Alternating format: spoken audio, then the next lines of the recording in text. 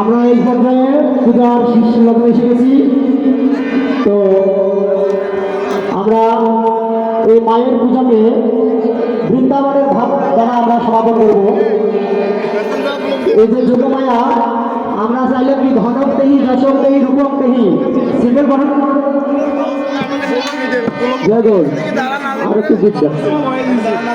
তো আমরা কি বললাম মায়ের কাছে ধন চাইলাম জন চাইলাম পুত্র চাইলাম, কিন্তু সেই ধন জন পুত্র যদি আমাদের কি ভগবান সেবায় না লাগে তাহলে কি আমাদের সেটা কোনো কাজেই আসবে না।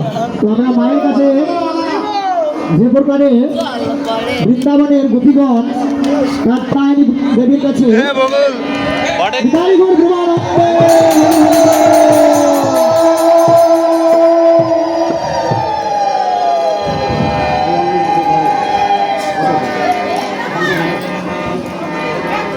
তো কাত্যায়নী দেবীর কাছে 1 মাস ব্যাপী ব্রত করে ভগবানকে কি চেয়েছেন, প্রতিহিতে চেয়েছেন।